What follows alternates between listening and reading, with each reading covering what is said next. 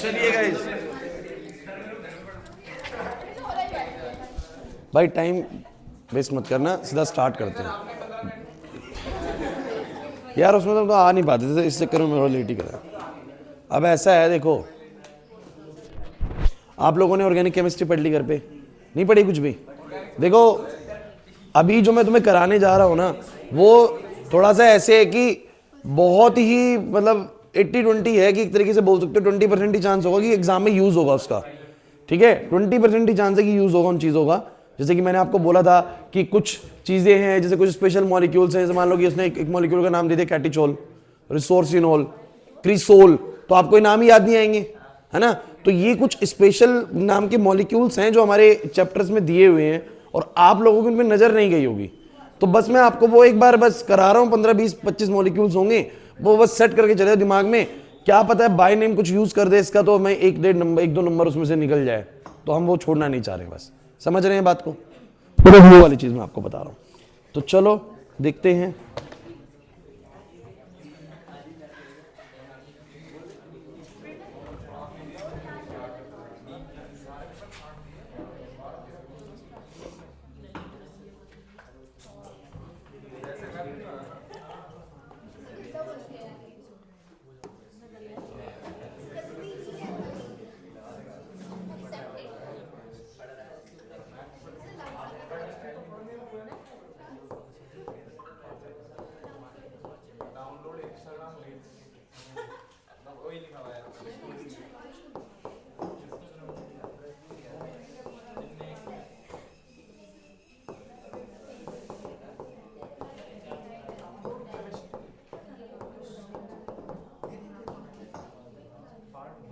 Paper download कर लेते CBSE का, जो कल आएगा, कल परसों आएगा।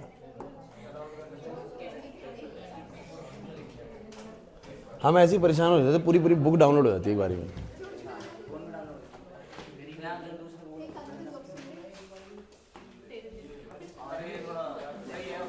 ये वो है जो हम लोग पढ़ते थे, जिसमें सॉलिड स्टेट भी था और भी कई सारे चैप्टर थे। आप सरफेस केमिस्ट्री था, जनरल प्रिंसिपल था, पी ब्लॉक था। देख रहे हो कितनी मोटी बुक थी हमारी। आप लोगों ने तो बहुत ही हल्का सिलेबस पढ़ा है भाई। देख रहे हो पी ब्लॉक कितना बड़ा है, 23 टॉपिक्स है। आप देखो सिर्फ 7 टॉपिक पढ़ रहे हो, डी ब्लॉक में 23 में, इसमें 23 टॉपिक थे। सेम डी ब्लॉक जैसे चैप्टर होता है इनऑर्गेनिक का। ये नहीं पढ़ना, लेकिन चिंता मत करो, कहीं सोचो ये भी दे देंगे सीबीएसई वाले। देखो भाई, थोड़ा सा अगर आंखों में दिक्कत लगे तो पीछे हो जाओगे, पूरी स्क्रीन पे मैंने वो वाइट स्क्रीन पे चलेगा सब कुछ, कहीं तुम लोगों को लगे नहीं जोर पड़ता है थोड़ा सा, इसमें को पता है। इससे मेरी तो आंखें में दिक्कत होने लगी है इसके चक्कर में ही। सुनो भाई, सीधा वही पेज आ गया जो मैं आपको बताना चाह रहा था। देखिए सॉल्यूशन चैप्टर से ना एक छोटी सी चीज है जो मैं लिख देता हूं उस पर भी व्हाइट बोर्ड में, ताकि आप लोगों को याद रहे। वैसे सब हमने कर लिया है, कुछ नहीं बचा है, ग्राफ वगैरह सब कुछ बता दिया है, बट फिर भी रेयर टू रेयर कभी आया नहीं है, बट हम करके जाएंगे इस बार, हम करके जाएंगे। केएफ और केबी का ना फॉर्मूला होता है, ठीक है? मतलब आप लोगों को पता है, हर्षित ध्यान सुन ले, केएफ क्या होता है वैसे? अगर केएफ को तुम्हें बोले तो it is a molal depression constant. Molal depression constant क्या होता है सर? ये एक तो सॉल्वेंट के नेचर पे डिपेंड करता है। पहली चीज तो किस पे डिपेंड करता है?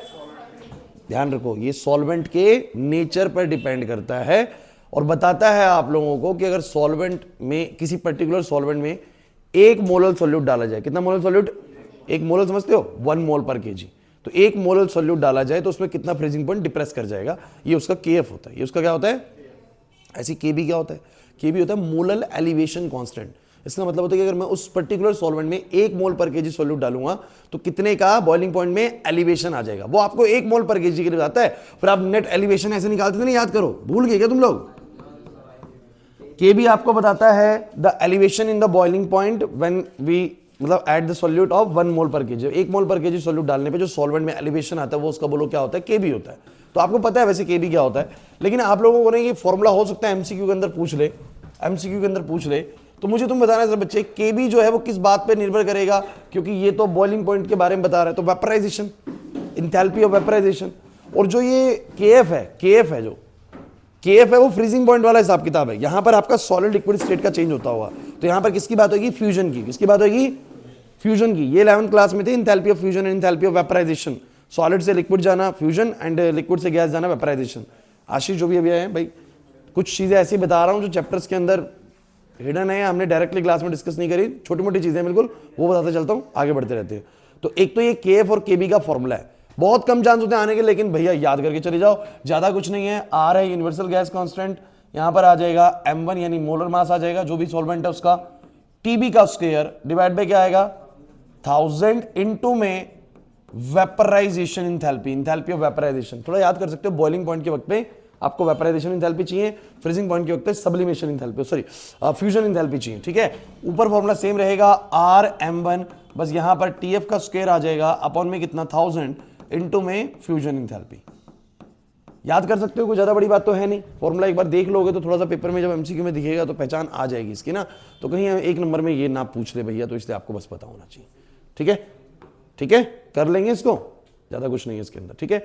इसके बाद मुझे इसमें ऐसा कुछ खास दिखा नहीं कि जो आप लोगों को ना बता रखा हो, हमने सब डिस्कस करा है। एक पॉइंट मुझे नजर आ रहा था बीच में, ये पता नहीं मैंने आपको बताया कि नहीं बताया, एडेमा करके यहाँ पर कुछ था, मैंने शायद रीड करवा दिया था। ये बेसिकली जब आपका ऑस्मोसिस होता है तो जो पफीनेस वगैरह आती है, देखो यहाँ पर बोलता भी है द रिजल्टिंग पफीनेस और स्वेलिंग, आपको पता है ना चीजें स्वेल कर जाती है ऑस्मोसिस के दौरान, नहीं याद आ रहा, जब हाइपोटोनिक सोल्यूशन होता है तो उसमें जो पफीनेस आती है उसको क्या बोलते हैं, एडेमा बोलते हैं। क्या बोलते हैं, एडेमा।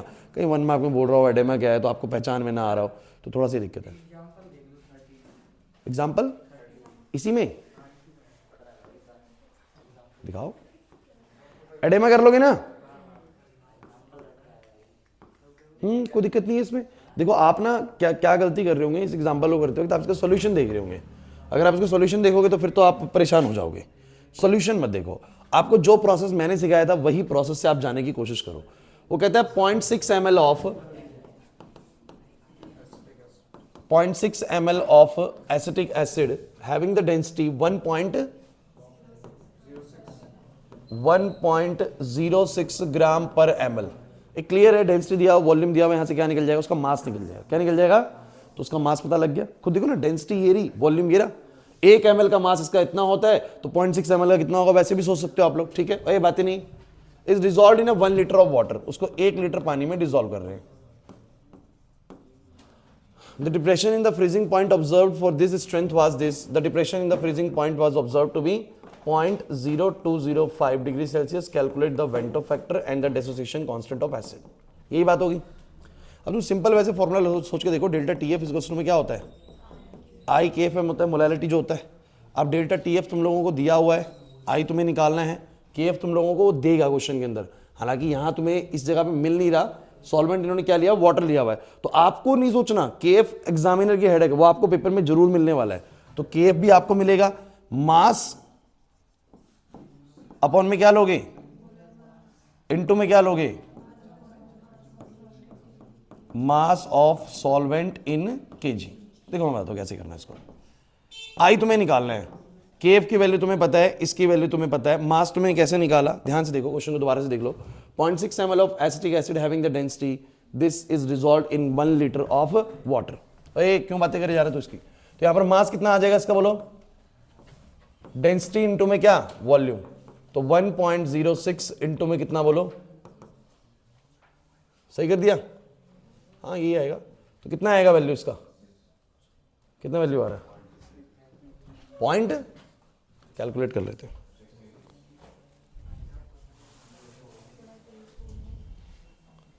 यह आ जाएगा 1.06 इंटू में 0.636। ये मास आ गया, मास आ गया, मोलर मास CH3 का हमें पता ही है, निकाल सकते हैं। और मास ऑफ सॉल्वेंट क्या लोगे, देखो अप्रोक्सीमेटली वो 1 लीटर को आप 1 kg लेके चल सकते हो, वैसे एक ही बात है, 1 लीटर को आप 1 kg ही लेके चलोगे, अगर उसमें कुछ भी मेंशन नहीं है उसके बारे में तो। और ये भी वैसे ही कर रहा है, देखो अगर इसने प्रोसेस क्या यूज किया है, ठीक है, इसने वही देखो वही चीज करी है, इसने क्या करा है, वॉल्यूम इंटू डेंसिटी करके मास दे दिया, मास अपॉन में उसका मोलर मास करके नंबर ऑफ मोल्स निकाल लिया।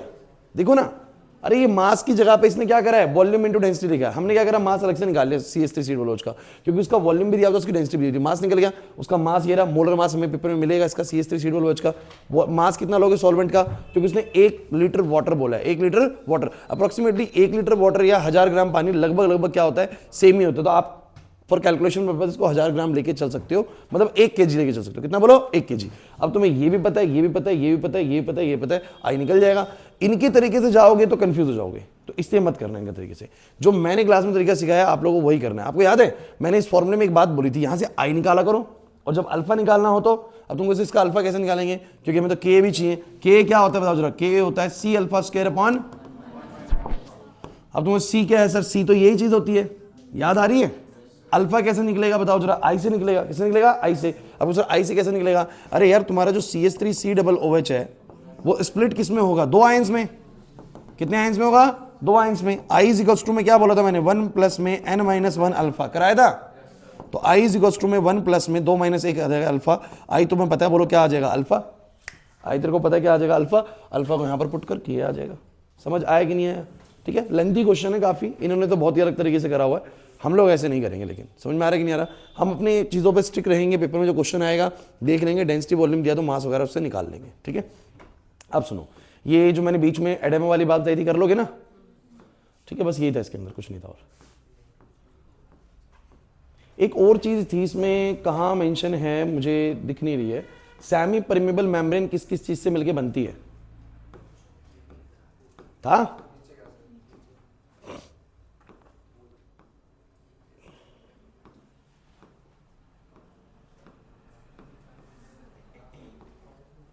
इसमें, यहां नहीं है, वैसे क्वेश्चन आया था ये, कोई नहीं, मैं इसका सॉल्यूशन आपको भेज दूंगा। ठीक है, सेमी परमेबल मेम्ब्रेन के कॉन्स्टिट्यूएंट जो है किससे मिलकर बना हुआ है, तो ठीक है। अच्छा, इसमें चैप्टर में यही है, बस यही करना था आप लोगों को। जो एक्स्ट्रा था मैंने बताया, एक तो वो फॉर्मूला है, ये वाला फॉर्मूला, देखिए ये वाला फॉर्मूला, ठीक है, कर लोगे ये वाली बात को, है ना। और एक एडेमा क्या है वो थोड़ा सा पता कर लेना। आइए नेक्स्ट चैप्टर की तरफ आइए। इसमें मैं एक चीज आपको बता चुका हूं कि जब एक्सटर्नल वोल्टेज हमारे सेल की पोटेंशियल से ज्यादा होती है तो वो सर्किट के अंदर चलने वाले करंट को रिवर्स कर देती है। पता है नहीं वाली बातें मैंने बता रखी है आप लोगों को ड्यूरिंग द क्लास, जब मैं रिवीजन करा रहा था। नहीं आ रहा याद? अरे मतलब आपका जो सेल है अगर वो 1.1 की वोल्टेज बना रहा है, आपने एक्सटर्नल में वोल्टेज लगा दी 1.1 से ज्यादा, तो करंट उसके हिसाब से चलेगा, मतलब जो सेल बना रहा है उसके अपोजिट चलना शुरू हो जाएगा। अब सेल का तुम्हें पता होता है ना, जैसे कि करंट भाई मान लो कॉपर से जिंक की तरफ जा रहा है, कैथोड टू एनोड जाता है, नहीं आ रहा कुछ भी याद? कैथोड टू एनोड, तो जब अपोजिट वोल्टेज आपकी ज्यादा होगी तो वो एनोड से कैथोड चलने लग जाएगा, तो वो अलग तरीके से बिहेव करता है, वो इलेक्ट्रोलिटिक सेल बन जाता है उस वक्त पे, इलेक्ट्रोकेमिकल नहीं रहता। ये सब मैंने आपको रिवीजन वीडियो के अंदर करा रखा है, ठीक है ना। अब इसके अंदर बस मैं एक छोटी सी बात बताता हूँ, हालांकि वो चीज ऐसी है कि उसका कोई खास लॉजिक बनता नहीं है। देखो हमने इसको डायरेक्टली डिस्कस नहीं करा, मेजरमेंट ऑफ इलेक्ट्रोड पोटेंशियल, कि किसी भी चीज का तुमने इलेक्ट्रोड पोटेंशियल याद है तुम लोगों ने ऐसे लिखा था, जैसे मान लो कॉपर का तुमने ई नोट लिखा था वैसे प्लस का 0.34, है ना।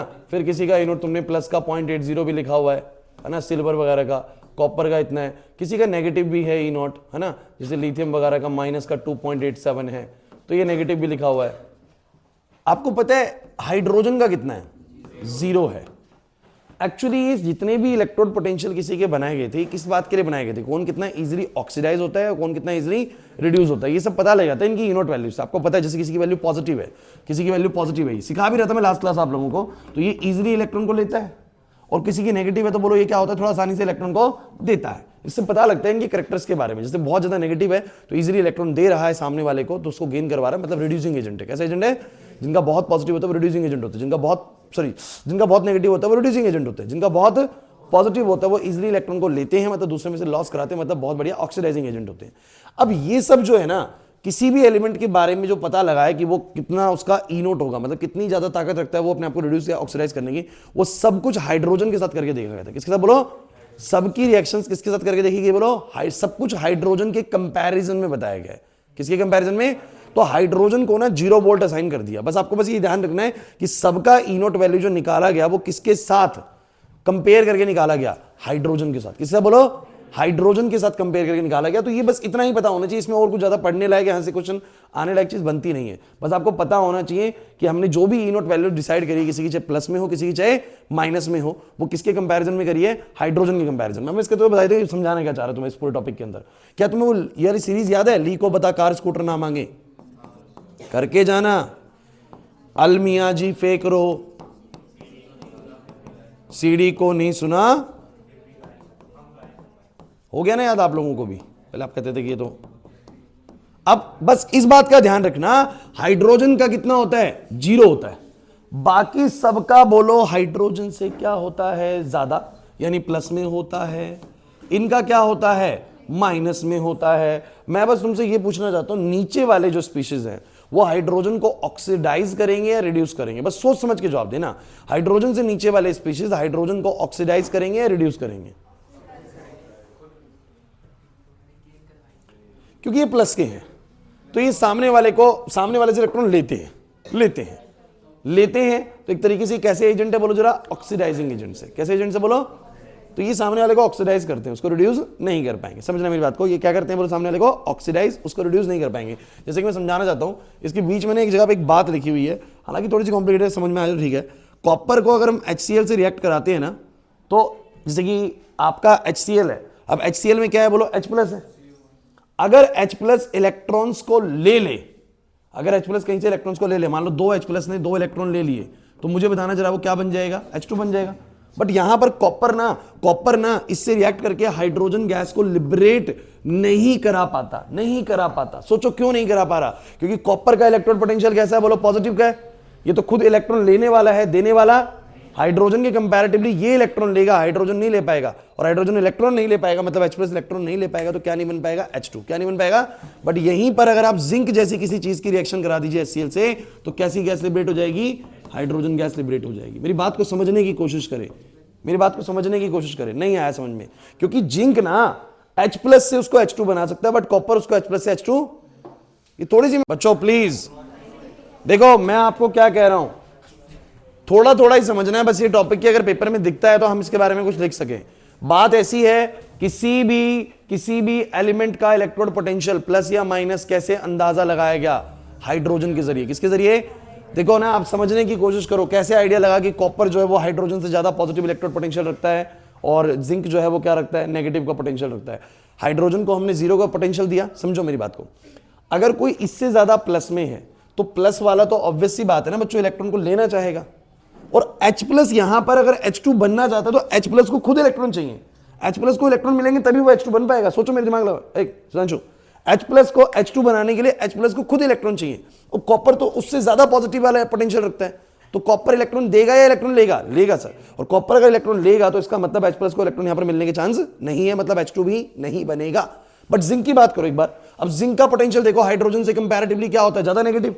अरे पीछे वाले नेगेटिव होते हैं भाई, इससे पीछे नेगेटिव होते हैं, अभी ज्यादा नेगेटिव है तो ये इजीली इलेक्ट्रॉन देगा। अगर इलेक्ट्रॉन देगा तो H+ को क्या मिलेंगे, इलेक्ट्रॉन्स मिलेंगे। क्या मिलेंगे, और H+ को इलेक्ट्रॉन मिलेंगे तो क्या लिबरेट होगी, H2 गैस लिबरेट होगी। क्या होगी बोलो। अब हमने ऐसे रिएक्शन करा के देखी सबकी, पता लगा कोई तो H को इजीली रिड्यूस कर दे रहा है, जो जितना इजीली रिड्यूस कर दे रहा है वो उतना ज्यादा जल्दी इलेक्ट्रॉन को रिलीज करता है, मतलब ज्यादा नेगेटिव है। समझे नहीं मेरी बात को। और कोई जो नहीं कर पा रहा बिल्कुल भी, वो कैसा होएगा बोलो, पॉजिटिव होएगा। ये बहुत मुश्किल चीज नहीं है कि तुम सोचो कि कुछ अजीब सा है, ये कुछ भी नहीं है ऐसा।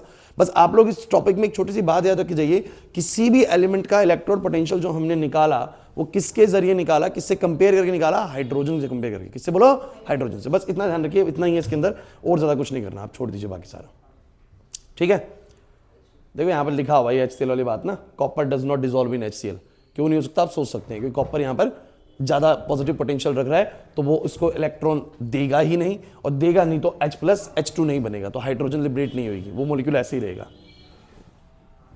कोई नहीं, इसको ज्यादा बाकी सब हो रखा है, बाकी सब अच्छे से कराओ हमने।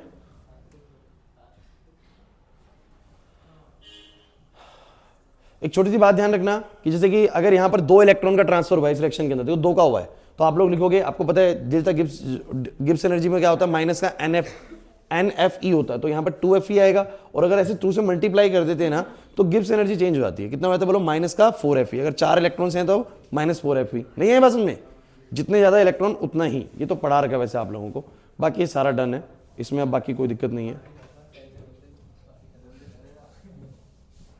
ठीक है, बाकी सब करा रखा है। रिवीजन वीडियो देख लेना, मैंने व्हीट स्टोन वाली बात उसमें समझा रखी है भाई। अच्छा एक चीज और, जैसे ये ग्राफ है आप लोगों का, इस ग्राफ के अंदर आप लोगों को वही y=mx+c वाली क्वेश्चन थोड़ी सी आइडिया लग जानी चाहिए। याद भी है तुम लोगों को ये चीजें बीच बीच में जो ला रहा हूं मैं, ये आपको याद है? c की पावर हाफ का हमने ग्राफ बनाया था मोलर कंडक्टिविटी के साथ, नहीं आ रहा याद? तो इसका ग्राफ कैसा बना था, जितना हम डाइल्यूशन करते रहते हैं कंसंट्रेशन कम होती रहती है और मोलर कंडक्टिविटी ज्यादा होती रहती है, ऐसे तो होगा। अब जितने भी ग्राफ ऐसे स्ट्रेट लाइन के बनते हैं उनका सबका इक्वेशन होता है y equal to m x plus c type का ना।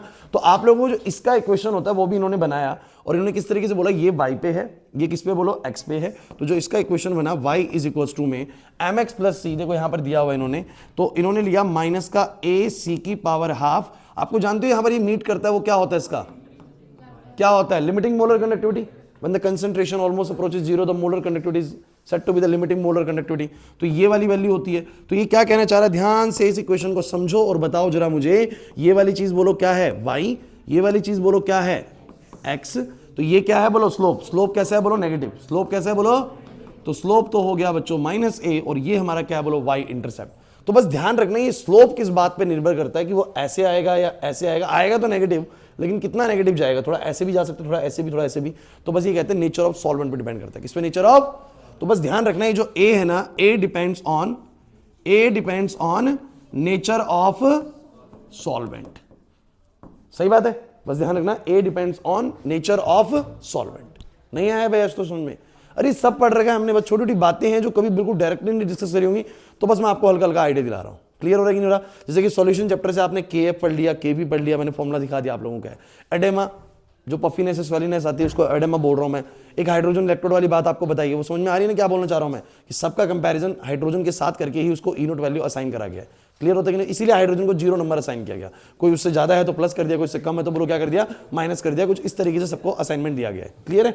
उसके बाद ये वाली बात में कुछ ज्यादा दम है नहीं, लेकिन कर लेना, ठीक है। बाकी सारा हो रखा है बच्चों, बाकी सारा हो रखा है, इसमें और कुछ नहीं बचा हुआ। आपको बैटरीज की रिएक्शंस आपको पता है, याद करनी है। हर एक सेल की एनोड कैथोड रिएक्शन याद करो, प्लस उसमें कौन सा इलेक्ट्रोलाइट यूज हो रहा है वो याद करो। 2-3 चीजें हैं, एनोड क्या है, कैथोड क्या है, इलेक्ट्रोलाइट क्या है, और कैथोड और एनोड पे कौन सी चीजें ली गई हैं वो याद करो। तो वो लर्निंग पार्ट है, उसका कुछ हो नहीं सकता, आपको याद ही करना पड़ेगा, याद ही करना पड़ेगा।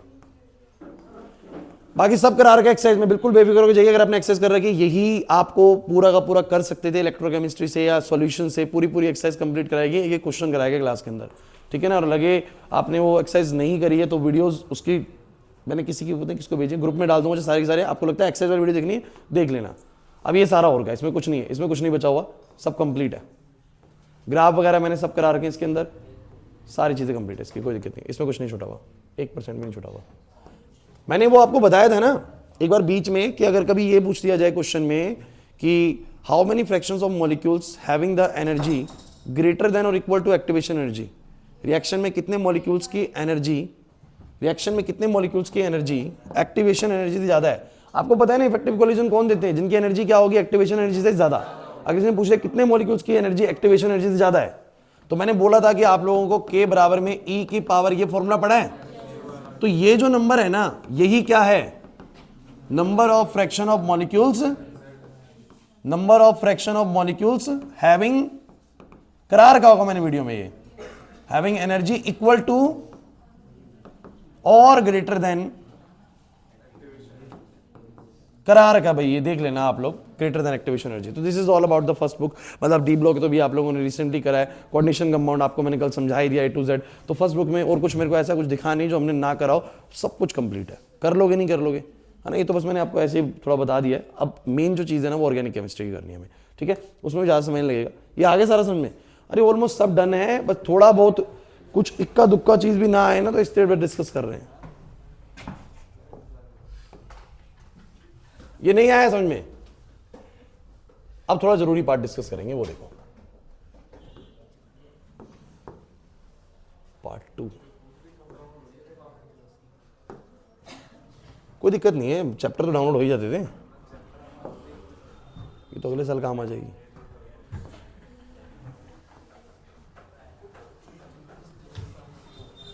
गाइज चलिए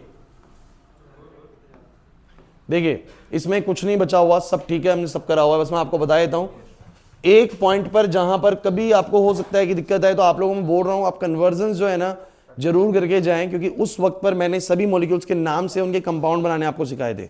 हालांकि मैंने नेमिंग वाली क्लास में आपको कई सारे एल्डिहाइड, कीटोन, कार्बोक्सिल इनका नेमिंग बताया है, लेकिन उसके बावजूद मैं आपको कह रहा हूं कि आप कन्वर्जन वाली नेमिंग, कन्वर्जन जो है ना वो कर जाना। अगर ऑर्गेनिक आपकी ठीक ठाक है तो कन्वर्जन कर जाना। उसमें फायदा ये होगा कि आपके 40-50 मॉलिक्यूल्स जो हमने करवाए हैं ना, और हर कन्वर्जन में 2 मॉलिक्यूल होते हैं, एक नहीं होता है, तो लगभग 70-80 मॉलिक्यूल्स के आपको नाम याद हो जाएंगे। समझ रहे बात को कि नाम से कंपाउंड कैसे बनाना है, और नाम से कंपाउंड बनाना ही थोड़ा सा, देखो मैं आपको एक चीज क्लियर करूं, ए सुनो, अगर नेमिंग का क्वेश्चन आया, नेमिंग का, तो नेमिंग वाले क्वेश्चन के अंदर भी नोमेनक्लेचर वाला क्वेश्चन भी आया तो वो आएगा एमसीक्यू के अंदर। तो आप लोगों को नाम भी होगा, ऑप्शन भी होगा, कुछ ना कुछ, तो नाम से ऑप्शन को या ऑप्शन से भैया नाम को आप चेक कर सकते हो मैं क्या कहना चाह रहा हूं। अगर मान लो वर्ड प्रॉब्लम आती है, स्टेटमेंट वाला क्वेश्चन आता है, तो उसके अंदर कोई स्पेशल नाम यूज कर रहा है कि ये फलाना ठिकाना कंपाउंड है, तो आपने अगर कन्वर्जन प्रैक्टिस कर रखी होंगी तो आप सोच लेंगे कि वो बनना कैसे है। समझ में आ रहा है मैं क्या कहना चाह रहा हूं? इसलिए बोल रहा हूं कि आप थोड़ा सा कन्वर्जन पे ध्यान देके जाएं। उसके बाद भी ना कुछ छोटे मोटे कुछ बातें बताई तो मॉलिक्यूल्स की, इसमें कुछ नहीं है, इसमें सारा हमने करा हुआ है, इसमें कुछ नहीं है। एक चीज मैं आपको बताया था, एक क्वेश्चन है जो कहीं आपसे बाई चांस मिस ना हो जाए और हमने वो क्लास में डिस्कस नहीं करा, तो मैं आपको करवा देता हूं। ये रहा, पढ़ा होगा कुछ बच्चों ने, देख लो, आया तो नहीं है आज तक ये क्वेश्चन, लेकिन सुन लेते हैं, कर लेते हैं इसको भी, पढ़ो जरा एक बार। Although chlorine is an electron withdrawing group yet it is ortho para directing in electrophilic aromatic substitution reactions by. कह रहे वैसे तो क्लोरीन देखो, क्या आप तुम्हें याद है वैसे क्लोरीन जो होता है कार्बन से ज्यादा इलेक्ट्रोनेगेटिव होता है, तो वैसे तो ये इलेक्ट्रॉन विड्रॉ करना चाहिए। देखिए दो तरह के इफेक्ट होते हैं पीछे नंदिनी, दो तरह के इफेक्ट होते हैं, एक होता है इंडक्टिव इफेक्ट, एक होता है रेजोनेंस इफेक्ट। याद है? अच्छा मुझे तुम बताना जरा, ध्यान देना, इंपॉर्टेंट चीज है, ध्यान सुनो।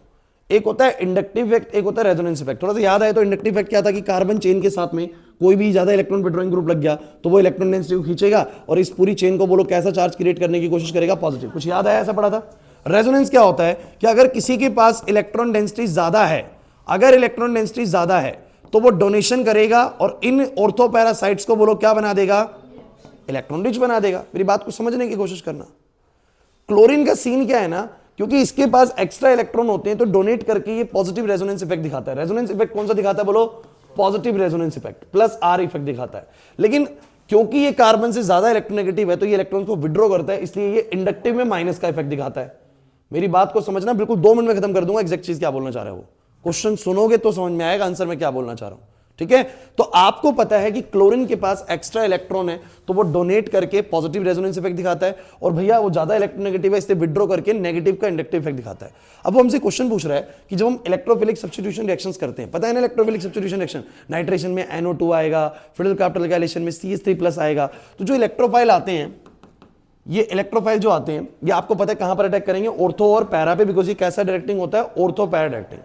तो मैं आपको एक छोटी सी बात बोल देता हूं, क्लोरीन के डोनेशन की वजह से उसने ऑर्थो पैरा साइट को इलेक्ट्रॉन रिच करा, जिस कारण से इलेक्ट्रोफाइल कौन सी साइड पे आए, ऑर्थो पैरा साइट्स पर अटैक करते हैं। बट इंडक्टिव इफेक्ट के कारण ये जो इंडक्टिव इफेक्ट खींच रहे हैं इलेक्ट्रॉन, वो इस बेंजीन को थोड़ा पॉजिटिव भी बना रहा है। कैसा बना रहा है? पॉजिटिव भी बना रहा है, जिसके कारण इन रिएक्शंस की रिएक्टिविटी थोड़ी स्लो हो जाती है। रिएक्टिविटी थोड़ी सी मतलब कि अटैक तो हो जाएगा ऑर्थो पैरा पे, बट उतना फास्ट, क्योंकि इंडक्टिव इफेक्ट ने इसकी रिएक्टिविटी को बोलो क्या कर दिया है, कम कर दिया। क्या कर दिया बोलो? क्योंकि इंडक्टिव इफेक्ट इस बेंजीन के ऊपर पॉजिटिव चार्ज क्रिएट करेगा, जिसकी वजह से इलेक्ट्रोफाइल इसको अप्रोच करने में थोड़ा संकोच करेगा। तो आपको मैं एक छोटी सी चीज बताता हूं, बड़ी इंपॉर्टेंट लाइन दी हुई इसके अंदर। रेजोनेंस इफेक्ट ना कंट्रोल करता है कि कहां पर अटैक होना है। Resonance effect controls the orientation. मैंने क्या बोला? रेजोनेंस इफेक्ट कंट्रोल द, किसने इसको ऑर्थो पैरा पे बुलाया, किसने डिसाइड करा? रेजोनेंस ने। किसने डिसाइड करा बोलो? ऑर्थो पैरा पे आएगा या मेटा पे आएगा, बताओ कौन डिसाइड करता है? रेजोनेंस। याद करो, अगर डोनेटिंग है तो ऑर्थो पैरा बुलाता है तनिषा, विड्रॉइंग है तो वो ऑर्थो पैरा को पॉजिटिव कर देता है, और इलेक्ट्रोफाइल कहां अटैक करता है? मेटा पे। याद आ रहा है कि नहीं आ रहा? तो मुझे बताओ कि अटैक या जो ओरिएंटेशन है इलेक्ट्रोफाइल का, वो किसने डिसाइड करा? रेजोनेंस ने। किसने डिसाइड करा? अरे नहीं आ रहा समझ में। लेकिन रिएक्टिविटी कौन डिसाइड करता है कि ज्यादा रिएक्टिव होगा या कम रिएक्टिव होगा? Inductive effect. कौन बोलो? तो इनका इंडक्टिव इफेक्ट क्या होता है बोलो? नेगेटिव का होता है। कैसा होता है बोलो? नेगेटिव का मतलब इलेक्ट्रॉन खींचते हैं, जिस कारण से इसके ऊपर कैसा चार्ज क्रिएट करेंगे? पॉजिटिव, और इसकी रिएक्टिविटी को स्लो कर देंगे। रिएक्टिविटी को एक बार इसके आंसर को पढ़ते हैं तुम्हें कहानी समझ में आ जाएगी। ये कुछ मत करके आना बीच की 3 चीजें, ये मैकेनिज्म है जो 11th क्लास में पढ़ा था, ये वाली चीज जरूरी नहीं है, आप लोगों को मेन ये वाली बात करनी है। पढ़ो जरा एक बार। क्लोरीन देखो बोल रहा है, although chlorine is an electron withdrawing group, बल्कि ये तो इलेक्ट्रॉन विड्रॉइंग ग्रुप है, फिर भी ये ऑर्थो पैरा डायरेक्टिंग कैसे? आइए समझाते हैं। कहते हैं chlorine withdraws electron through the inductive effect. Chlorine withdraws electron through the inductive effect and releases electron through the resonance. Resonance की वजह से इलेक्ट्रॉन देता है और इंडक्टिव की वजह से इलेक्ट्रॉन लेता है। कहता है दो inductive effect chlorine destabilise the intermediate carbocation form during the electrophilic substitution. देखो इसके मैकेनिज्म के दौरान ना एक कार्बोकेटाइन बनता है, वो तो 11th क्लास की चीज है, वो तुम्हें ठीक है पता है तो ठीक रहेगी, नहीं पता है तो कोई दिक्कत नहीं है, मेन बात नीचे की समझ जाओ। Through resonance, halogen tend to stabilize the carbocation and the effect is more pronounced at the ortho and the para position. The inductive effect is stronger than resonance and causes the net electron withdrawal and thus causes the net deactivation. ये deactivation का मतलब क्या है? ये कहता है कि यहां पर ना क्लोरीन का इंडक्टिव इफेक्ट उसके रेजोनेंस इफेक्ट से बोलो क्या होता है, ज्यादा स्ट्रांग होता है, जिस कारण से ना वो इस बेंजीन को नेट सेल डीएक्टिवेट कर देती है। क्या करती है बोलो? डीएक्टिवेट करने का मतलब क्या होता है? अगर कोई डोनेशन कर रहा है बेंजीन के ऊपर तो वो इलेक्ट्रोफिलिक सब्स्टिट्यूशन रिएक्शन के टुवर्ड्स उसको एक्टिवेट कर रहा है, ये तो मैंने आपको सिखाया था। और कोई अगर विड्रॉ कर रहा है तो बोलो क्या कर रहा है? डीएक्टिवेट। क्यों? क्योंकि विड्रॉ करने से वो बेंजीन को कैसा बना देगा? पॉजिटिव। कैसा बना देगा? अब इलेक्ट्रोफाइल आना पसंद नहीं करेगा, मतलब उन रिएक्शंस के टुवर्ड्स उसको डीएक्टिवेट करना। तो कहता है कि इसका जो विड्रॉइंग, जो इसका जो इंडक्टिव इफेक्ट है वो ज्यादा स्ट्रांग होता है, किससे बोलो? इसके रेजोनेंस से। तो नेट क्या होता है? डीएक्टिवेशन होता है। नेट क्या होता है? अब पढ़ो आगे वो क्या बोलता है। The resonance effect tend to oppose the inductive effect, लेकिन रेजोनेंस इफेक्ट कोशिश करता है उसको अपोज करने की for the attack at the ortho and the para position and hence makes the deactivation less for the ortho and the para attack. वो कहता है कि रेजोनेंस हालांकि कोशिश करेगा डोनेशन करके कि उसके डीएक्टिवेशन को कम कर सके और इलेक्ट्रोफाइल्स का अटैक कहां पर करा सके? ऑर्थो और पैरा पे। और देखो बड़ी इंपॉर्टेंट लाइन लास्ट के लिखता है, रिएक्टिविटी इज दस controlled by the stronger inductive effect. तो रिएक्टिविटी तो कौन कंट्रोल करता है बोलो? Inductive effect. कौन कंट्रोल करता है बोलो? And orientation is controlled by the resonance effect. अब हो सकता है 1 मार्क क्वेश्चन बन जाए आप लोगों का कि ओरिएंटेशन को किसी बेंजीन पे हेलोरिन्स की बेंजीन पे इलेक्ट्रोफिलिक सब्स्टिट्यूशन रिएक्शन के दौरान ओरिएंटेशन को कौन सा इफेक्ट कंट्रोल करता है? Resonance effect. और रिएक्टिविटी को कौन सा इफेक्ट कंट्रोल करता है? Inductive effect. और बस आप इतना से याद करिए, अगर इस टॉपिक को आपको समझना है, इस क्वेश्चन को आपको समझना ही है कि जो ये आपको हेलोरिन दिया हुआ है ना, इसमें क्लोरीन का इंडक्टिव इफेक्ट तो नेगेटिव का है और जो रेजोनेंस इफेक्ट है वो पॉजिटिव का है। तो एक कोशिश कर रहा है इसको डीएक्टिवेट करने की और एक कोशिश कर रहा है इसको एक्टिवेट करने की। बट कहीं ना कहीं बात करें कि इंडक्टिव इफेक्ट रेजोनेंस इफेक्ट से ज्यादा स्ट्रॉन्गर होता है, इस कारण से इसका नेट डीएक्टिवेशन होता है। तो रिएक्टिविटी तो स्लो हो जाती है, रिएक्टिविटी तो बोलो क्या होती है इसकी? स्लो। बट अटैक जो है वो कौन डिसाइड करता है? रेजोनेंस डिसाइड करता है। इस कारण से अटैक अभी भी ऑर्थो और पैरा पे होता है। तो आप इसको पढ़ेंगे तो एकदम समझ में आ जाएगा। नहीं आया समझ में, पक्की बात है।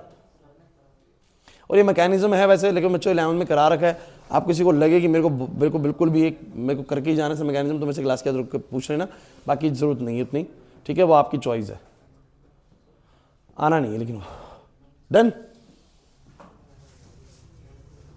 खत्म। इसमें कुछ नहीं बचा। इसमें कोई ऐसा मतलब स्पेशल मॉलिक्यूल भी नहीं है कुछ मैं बोलूँ कि अलग सा कुछ उसका नाम हो जो तुमने पढ़ा ही ना हो, तो ऐसा कुछ नहीं है इस चैप्टर में।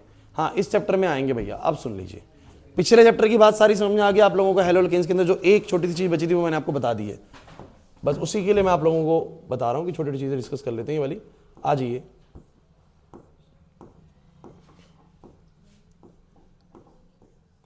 अच्छा, जैसे कि आप लोगों ने विनाइल अराइल हेड्स पढ़े हैं ना, वही सेम इसमें भी होता है। जैसे कि उसमें क्या होता है, क्लोरीन जिस कार्बन से जुड़ा होगा वो sp2 हो और वही कार्बन कार्बन डबल बॉन्ड हो तो विनाइल होते हैं। पढ़ा है, कराया था मैंने वीडियोस में भी, रिवीजन वीडियोस में भी। इंपॉर्टेंट था ये क्वेश्चन, है ना। और यहां पर बस क्लोरीन की जगह पे क्या आएगा? OH लगा होगा कार्बन से, sp2 कार्बन से, और वही कार्बन कार्बन डबल बॉन्ड, तो वो विनाइलिक अल्कोहल होता है। क्या होता है? विनाइलिक। बता रखा, मतलब ये चीज अलग नहीं कुछ भी। चलिए, अब मैं जो आपको बताना चाह रहा हूं, देखिए वो राइट साइड जो है ना, वो तो प्रॉब्लम नहीं है, वो आईपीसी है और अल्कोहल्स की आईपीसी हम लोगों को आती है। जैसे मैं दिखाया था, जैसे इसका नाम करना है, मैं इसका नाम करना है। देखो हर्ष, 1 2 3 4 यही सिखाया था मैंने। और क्या बोलूंगा बताओ? ब्यूटेन 2-ऑल। ब्यूटेन, अबे कौन से मॉलिक्यूल का नाम कर रही है?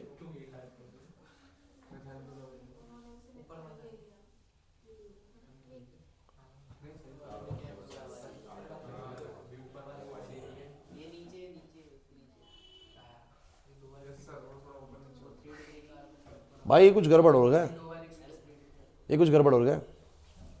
इसका ये 2 बार रिपीट हो गया यार, ये स्ट्रक्चर ही गलत बना पड़ा है, ये स्ट्रक्चर ही गलत बना पड़ा है, मतलब कि इसकी जगह पे कुछ और होगा।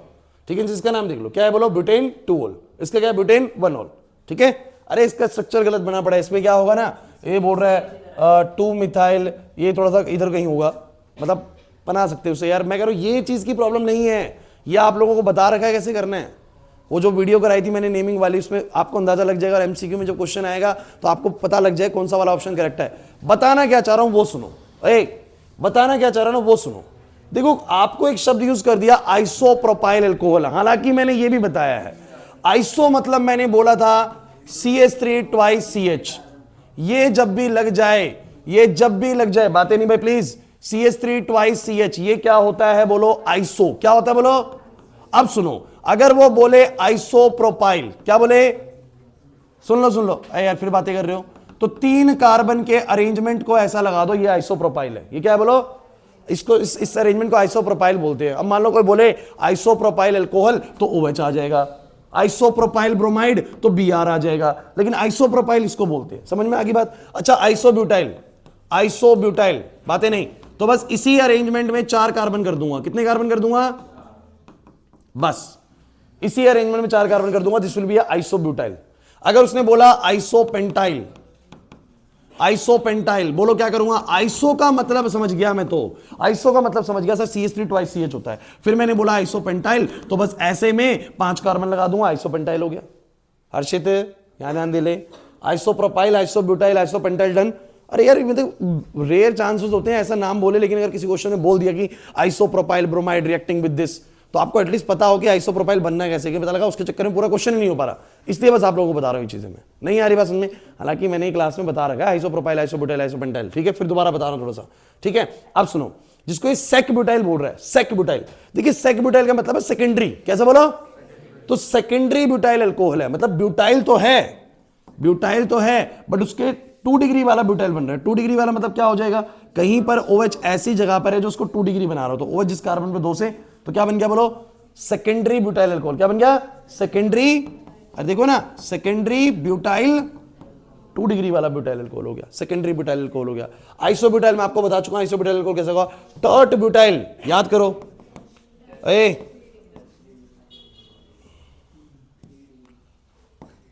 टर्ट ब्यूटाइल याद है? अरे याद ही नहीं आ रहा।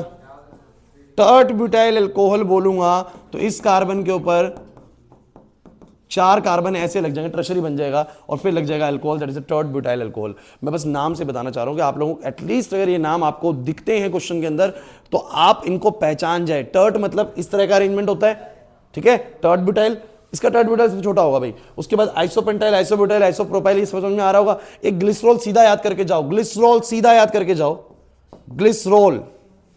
आप लोग 3 कार्बन है, तीनों पर बोलो क्या होता है? OH होता है, ग्लिसरॉल, खत्म, ठीक है? बस समझ में आ रहा है कि नहीं आ रहा? ज्यादा देर नहीं लगेगी, एक ही जगह पर सारे मॉलिक्यूल्स लिखिए, उनको बस देख के चले जाइए पेपर के अंदर। अगर आते हैं तो ठीक है, नहीं आते कोई दिक्कत नहीं है ना, कोई लॉस छोड़ना, हमने बाकी सब तो पढ़ा ही हुआ है ना। हम तो उस चांस को लेके चल रहे हैं कि अगर कहीं पर ये दिखते हैं तो कर लेंगे, क्योंकि मैंने बोला आप लोगों को आज जो मैं करा रहा हूं चांसेस बहुत कम है इसके आने के। समझ में आ रहा है कि नहीं आ रहा? चलो भाई अब सुनो भाई कुछ और बातें, जैसे कि क्रिसोल मॉलिक्यूल ध्यान रखिए। क्रिसोल, इसको बोलते हैं क्रिसोल। अबे पेट्रोल इधर देख ले, आप सूझ रहा है तुम लोगों को? ये सारे क्रिसोल हैं, ये सारे ही क्रिसोल हैं। एक क्रिसोल ये वाला कौन सा क्रिसोल है? Ortho cresol. ये वाला कौन सा बोलो? Meta cresol. ये वाला कौन सा बोलो? Para cresol. ऑर्थो क्रिसोल, ये वाला मेटा क्रिसोल, ये वाला, और सुनो, बातें नहीं। इसको तुम लोग क्या बोल सकते हो? वैसे ही ये फिनोल है, वैसे कौन है बोलो? फिनोल। इस फिनोल के अगर मैं एक बोलूं, इसको 2 बोलूं, तो क्या बोलूंगा? 2 पे मिथाइल। क्या बोलूंगा? 2 मिथाइल फिनोल। तो जो 2 मिथाइल फिनोल है उसी को ही बोलो क्या बोलते हैं? Ortho cresol. क्या बोलते हैं? आपको ऐसे भी ध्यान रखना है कि अगर ये नाम आ जाए 2 मिथाइल फिनोल, तो ये तो बना लोगे। ये तो मेरे को पता है कि इसमें तो किसी को जिसने नेमिंग करके जा रहा है ना, वो इतनी चीज में तो नहीं फंसेगा। मतलब जो नेमिंग करके जा रहा है, कन्वर्जन करके जा रहा है, वो इतने में नहीं फंसता पक्का। तो 2 मिथाइल फिनोल, 2 मिथाइल फिनोल वो बना लेगा, लेकिन पहचान भी आ जाएगी ये तो ऑर्थो क्रिसोल है। कौन है बोलो? Ortho cresol. OH और CH3 साथ में होता है। इसमें क्या हो जाएगा जरा बताओ? इसमें हो जाएगा 3 मिथाइल फिनोल बच्चों। इसमें क्या हो जाएगा? 4 मिथाइल फिनोल। नहीं आया समझ में? नीचे कुछ और नाम दिख रहे हैं आपको? कैटिचोल क्या है? OH और OH, तो ये कौन है? कैटिचोल। इसका नाम क्या हो गया? बेंजीन 1,2 डाइयोल। ठीक है, इस चैप्टर में थोड़ा सा है ज्यादा। इधर क्या आएगा बताओ जरा? OH बोलो ये कौन है? रिसोर्सिनोल। और अगर OH बातें नहीं यार, याद करने की कोशिश करो, हंसी मजाक मत करो, अभी प्रैक्टिस कर लो इसको, ठीक है? रिसोर्सिनोल, इसका नाम है हाइड्रोक्विनोन, यह आया हुआ है एग्जाम में भी, क्विनोल, हाइड्रोक्विनोन और क्विनोल। सुन लीजिए भाई क्लास, नाम करोगे, इसका नाम है बेंजीन 1,2 डायोल, इसका नाम क्या हो जाएगा बोलो, बेंजीन 1,3 डायोल, इसका है बेंजीन 1,4 डाइऑल। मेरा क्या कहना है, अगर एक ही बेंजीन पे अनामिका OH और CH3 दिया हुआ है, OH और CH3, सर ये तो है क्रिसोल के पार्ट सारे, क्रिसोल। अगर दोनों OH है तो बोलो क्या है वो, एक कैटिचोल है, एक रिसोर्सिनोल है, एक हाइड्रोक्विनोन है, और बोलो क्या है, किनोल है। अब मैं वही चीज कह रहा हूं, अगर ये कंपाउंड्स आ जाते तो आपको एटलीस्ट देख के पहचान में आ जाएगी, हाँ सर ये हमने पढ़े हुए हैं, ठीक है। इसलिए बोल रहा हूं कि ये एक बार याद करने वाला है, मुश्किल से आधा घंटा लगेगा, आप लोग इसको देख के याद कर लेंगे, इससे ज्यादा नहीं लगेगा, बता रहा हूं मैं आप लोगों को। सिर्फ परसों नरसों 1-2 दिन बाद एग्जाम है ना, कब है, परसों एग्जाम है ना, परसों एग्जाम है आप लोगों का, तो अभी याद करोगे ताजा ताजा याद रहेगा भाई। चलो बातें नहीं, चलो एक चीज और, जैसे कि आप लोगों को बच्चों प्लीज, अगर आप बात करो फिनेटॉल, देखो यहां पर दिख रहा है आप लोगों को, वैसे एनिसोल तो यार तुम जानते होंगे, एनिसोल को तो मैंने करा रखा है, बेंजीन पे OCH3, ये मैं तुम्हें कई बार बता चुका हूं, that is basically methoxy benzene, that is basically methoxy benzene, but it is anisole. ये बोलो क्या है, एनिसोल है। अब अगर बात कर लो ये वाली चीज की, बेंजीन के साथ OCH3 ना लग के CH2CH3 लगा हुआ है, क्या लगा हुआ है, CH2CH3, इसको इन शॉर्ट ना फिनेटॉल भी बुलाते हैं, इसको क्या बुलाते हैं बोलो, फिनेटॉल, इसका कॉमन नेम है फिनेटॉल, तो बस उसको देख लीजिएगा, बाकी छोड़ दीजिए, बाकी कोई दिक्कत नहीं है, बाकी छोड़ दो, जो कॉमन नेम है ना, मैं कॉमन नेम के लिए बता रहा हूं कि कॉमन नेम से ना आ जाए कभी, तो बस उतना याद करके जाइए, बस बाकी सारा ठीक है। अब इधर जो आएगा वो मैं बता चुका हूं आप लोगों को, दिखाता हूं मैं क्या बता रहा हूं, बातें नहीं, ये बताया मैंने क्यूमिन आप लोगों को, ये तो करवाया होगा ना, ठीक है, इंपॉर्टेंट में भी काउंट था ये। चलो आगे बढ़ते हैं, मैं लिखता जा रहा हूं ताकि आपको घर पे ढूंढना ना पड़े कि भाई कहां से क्या पढ़ाया था। चलो, क्या ये मैंने आपको बताया था, बाय नेम याद कर लेना इसको सैलिसाइलिक एसिड बुलाते हैं। अब तुम्हें याद ही नहीं होगा, लेकिन मैंने बोला था ये बाय नेम याद करना, COOH और OH, तो बोलो क्या होता है, इट्स अ सैलिसाइलिक एसिड। और जब इसका एसिटाइलेशन कर देते हो, तो ये क्या बन जाता है, एसिटाइलेशन करने के बाद जब इसके COOH और इसके ऊपर OCO-CH3 जुड़ता है, अरे भूल गए क्या, मैंने वो रिएक्शंस कराई थी, ROH reacting with the anhydride, RCOCl, नहीं आ रहा याद, उन सब कार्बोक्सिलिक एसिड, सबके साथ ईस्टर बनता है, सबके साथ क्या बनता है, ईस्टर। ये वही रिएक्शन से आया हुआ, देखो ऊपर वाली रिएक्शन से, इन 3 से ही मैंने कराया था आप लोगों को। तो जैसे ही इसका एसिटाइलेशन होता है, अभी था ये सैलिसाइलिक एसिड, अब क्या बन गया बोलो, acetyl salicylic acid, acetyl salicylic acid, इसको बोलो क्या बुलाते हैं, एस्प्रिन। 1 नंबर का क्वेश्चन, एस्प्रिन का स्ट्रक्चर बताओ, एस्प्रिन का दूसरा नाम बताओ, एसिटाइल सैलिसाइलिक एसिड। मैं इसीलिए बोल रहा हूं, ये वो चीजें हैं ना जो आप लोग ना, मतलब कैसे भी करके कॉमन नेम में वो पूछ सकता है, कभी भी पूछ सकता है, एक आध नंबर का ही फंसता है बस, यहां से और कुछ नहीं है। तो उसके लिए मैं आपको बता रहा हूं, चीजें समझ में आ रही है कि नहीं आ रही है वाली चीज, अनामिका नहीं आ रहा समझ में। देखो आपने चैप्टर पढ़ा हुआ है तो फिर तो यार थोड़ा बहुत रिलेट कर पा रहे होंगे ना चीजों को। उसके बाद बताओ, पिकरिक तो आपको पता ही है यार, पिकरिक का मतलब तुम पिकरिक भी सोचोगे क्या, पिकरिक तो इतना फेमस है, ये रहा, ये भी नहीं पता होगा, बेंजीन के OH के ऊपर 3 NO2, ये पिकरिक एसिड होता है, पता होना चाहिए नाम से ही, ठीक है। चलो आ जाओ, देखो भाई, तुमने फिनोल्स का कोलबेज वाला रिएक्शन करा था, इस पे COOH आया था, पहचानो कौन है, सैलिसाइलिक, कौन है, सैलिसाइलिक है, ओए ध्यान दो, सैलिसाइलिक एसिड। क्लियर हुआ कि नहीं हुआ, पक्का। और सुनो, ये भी क्या है, जैसे वो सैलिसाइलिक है, OH के इधर COOH तो सैलिसाइलिक, और उधर CHO आ जाए तो सैलिसैलिडिहाइड, क्या बोलोगे, सैलिसैलिडिहाइड। मतलब कि अगर बेंजीन के इधर OH और COOH है तो सैलिसाइलिक, चाहे इसको याद करने का तरीका ना वैसे बना दूं OH और, या ठीक है ऐसे, ठीक लग रहा है तो लो ऐसे कर लो। अरे मतलब समझ जाओगे आप लोग ने, कैसे भी करके इसको पढ़ जाओ। ये सैलिसाइल्डिहाइड है, सैलिसाइल्डिहाइड है, नहीं समझ पा रहे, दिस इज सैलिसाइल्डिहाइड। अब वो CHO इधर कर दे, OH इधर कर दे, अगर तुम इतने से कंफ्यूज हो गए तो फिर तो भाई देखो क्या ही कर सकते हैं। बेंजोक्विनोन ये आपको वैसे भी आना चाहिए, मैं ड्यूरिंग द क्लास आपको बता चुका हूं। फिनोल का ऑक्सीडेशन करने के बाद जो रिजल्ट बनता है दैट इज बेंजोक्विनोन। पढ़ाया था ये तो पढ़ा रखा है बच्चों। ये कुछ चीजें ऐसी हैं जो डायरेक्टली डिस्कस हुई है हमारे साथ क्लास में, क्यूमिन वगैरह, बेंजोक्विनोन, पिक्रिक एसिड, सैलिसैलिडिहाइड, ये सब डिस्कस करा है हम लोगों ने। डन, खत्म, कुछ नहीं है इसमें एक्स्ट्रा।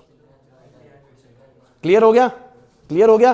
कौन कौन से कराएं एक बार जल्दी से, एक बार ध्यान दे लो, जल्दी से ध्यान दे लो, मुझे बताओ जरा फटाफट से। अरे यही याद करके चले जाओ, क्यों घर पे आप लोग इसकी प्रैक्टिस करोगे बाद में जाके, आप सीधा यही याद करो। जल्दी जल्दी मुझे बताओ, आपको आइसो शब्द का मतलब समझ में आ गया? क्या होता है आइसो? बोलो। CH3 twice CH, CH3 twice CH, CH3 twice CH, ठीक है। अगर बोले आइसोप्रोपाइल तो नीचे क्या करेंगे? आइसोप्रोपाइल का CH3 ट्वाइस CH को 3 कार्बन है, आइसोब्यूटाइल 4 कार्बन है, आइसोपेंटाइल 5 कार्बन हो गए, खत्म। टर्ट ब्यूटाइल पहले देखो, टर्ट ब्यूटाइल मतलब कार्बन के साथ 3 CH3, टर्ट ब्यूटाइल हो जाएगा। तो टर्ट ब्यूटाइल अल्कोहल बोले तो ऐसा, टर्ट ब्यूटाइल ब्रोमाइड बोले तो Br, टर्ट ब्यूटाइल क्लोराइड बोले तो Cl आ जाएगा। बस जो भी OH बोले, Cl बोले, Br बोले वो लगा देंगे। टर्ट का मतलब समझ में आ रहा है? टर्ट ब्यूटाइल क्या होता है, टर्ट ब्यूटाइल क्या होता है, आइसो ब्यूटाइल क्या होता है, आइसो प्रोपाइल क्या होता है, वो समझ में आना चाहिए। सेकेंडरी याद करिए कि जो भी तुम्हारा फंक्शनल ग्रुप है वो सेकेंडरी सिस्टम जनरेट कर रहा होगा। सेकेंडरी समझते हो ना? OH जिस कार्बन पे वो 2 पे, बस वो सेकेंडरी क्रिएट कर रहा होगा।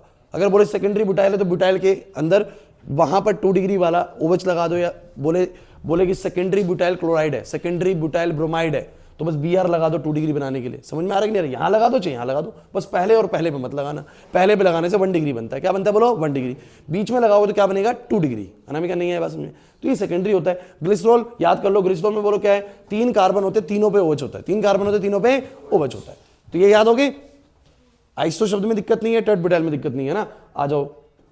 हाँ मुझे बताओ, क्रिसोल, क्रिसोल में क्या होता है? एक ही बेंजीन पे OH और CH3, OH और अगर ऑर्थो पे है तो बोलो क्या बोलोगे?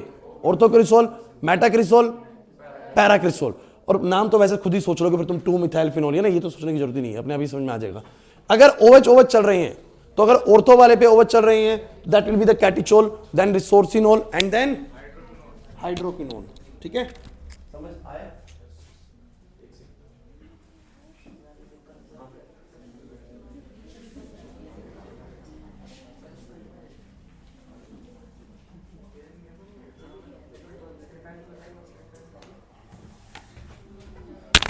क्लास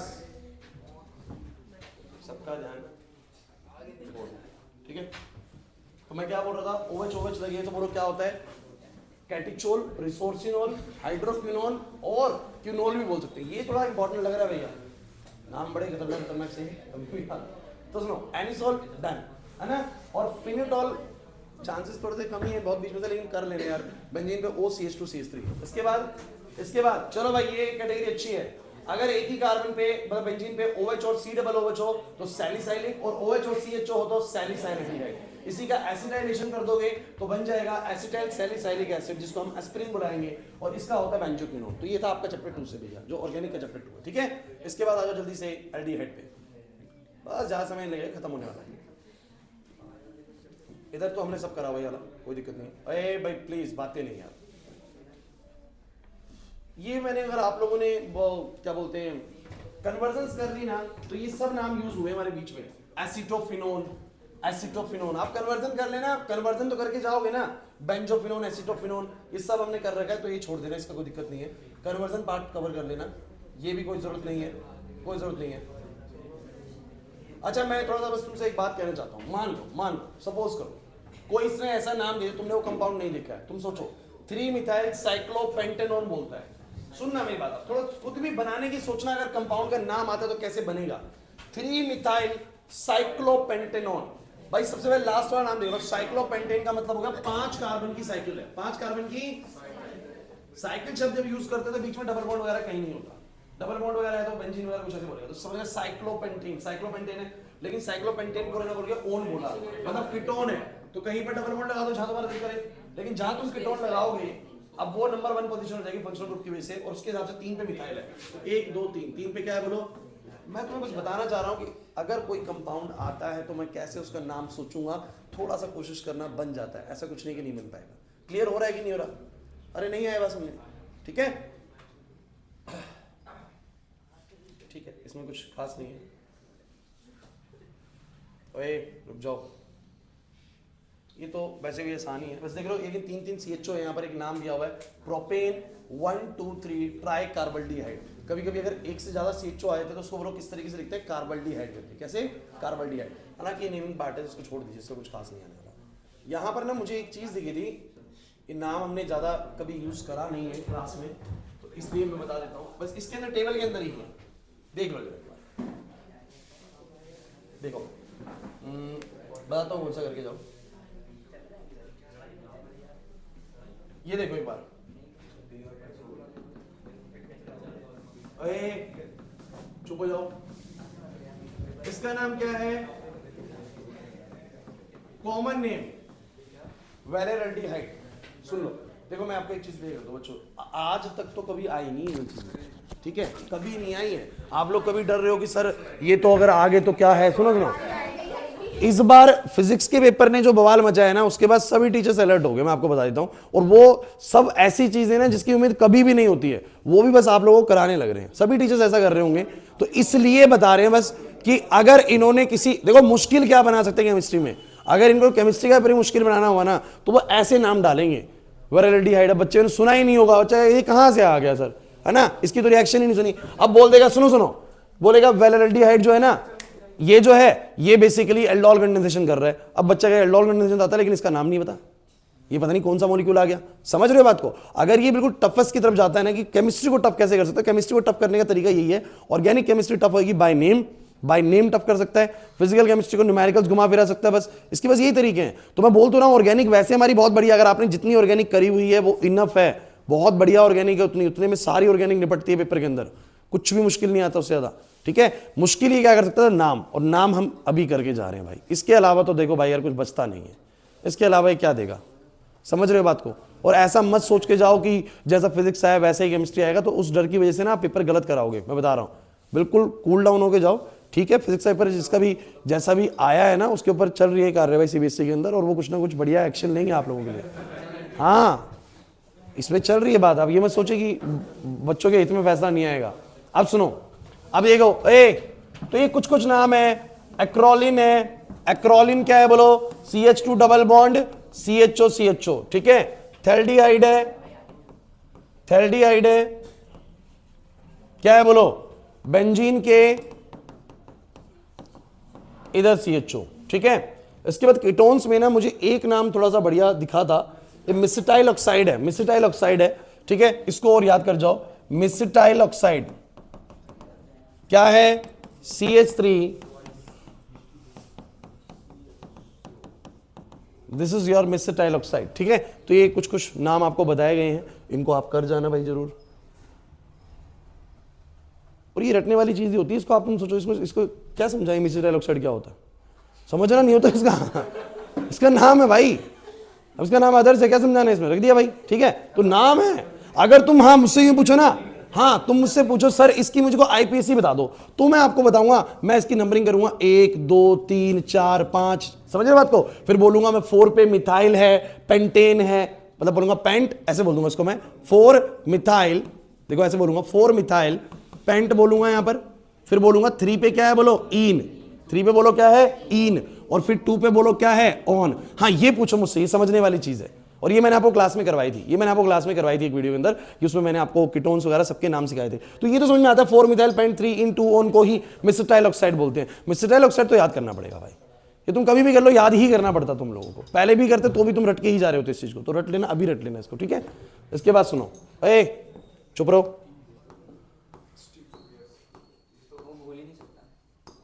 मिस्टी से याद कर लेना मिसिटाइल ऑक्साइड, ठीक है। मिस्टी क्लास में,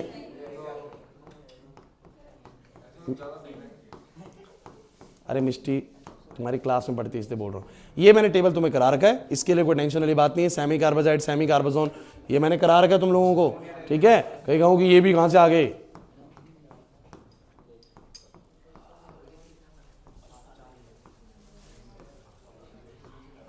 ठीक है, ये सब तो नहीं करना है तुम्हें, ये सब तो नहीं करना है, ये तो ठीक है।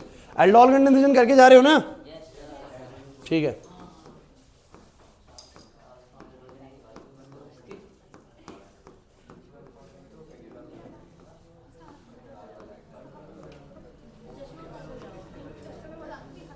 अब यहाँ थोड़े से ज़्यादा नाम है, तुम कर पाओगे नहीं कर पाओगे। मोटे मोटे कर लो, ऑक्सैलिक कर लो, जैसे कि ऑक्सैलिक तो पता होगा, 2 बार COOH होता है ऑक्सैलिक में।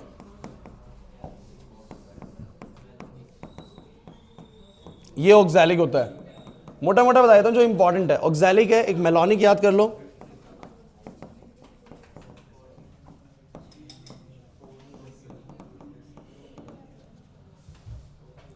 एक एक बढ़ता जा रहा है। वैसे देखो, मेलोनिक में एक कार्बन बीच में आ गया 2 COOH के बीच में, सेक्निक एसिड के अंदर 2 आ गए हैं, ग्लूटेरिक एसिड के अंदर 3 आ गए हैं, एडिपिक एसिड के अंदर एडिपिक में कितने आ गए, 4 आ गए हैं। मतलब ये एक प्रॉपर सीरीज सा है। जैसे पहला ऑक्सैलिक है, एक कार्बन बीच में आया तो बोलो क्या, मेलोनिक है। अगर 2 कार्बन बीच में आ गए हैं, कितने कार्बन, 2 कार्बन बीच में आ गए हैं, तो ये क्या बन जाएगा बोलो, सुसीनिक एसिड। ठीक है, COOH, CH2 थ्राइस है, ग्लूटेनिक है, ग्लूटेरिक होगा, और एक होएगा एडिपिक। इसमें क्या हो जाएगा, बीच में 4 हो जाएंगे, ठीक है। इसका नाम केमिस्ट्री निकाल पाया, ठीक है, बाकी सब हो रखा है। थैलिक ऑलरेडी मैं आपको बता चुका हूं, थैलिक किसको बोलेंगे, वो थैलेल्डिहाइड था, ये थैलिक है। थैलिक में क्या होते हैं, इसकी तो रिएक्शन भी है ना, ठीक है, बस खत्म। एक रिएक्शन तुम्हें बताता हूं इस चैप्टर की ना, पता नहीं मुझे याद नहीं आ रही तुम लोगों ने डायरेक्टली करी है कि नहीं करी, दिखाता हूं मैं एक।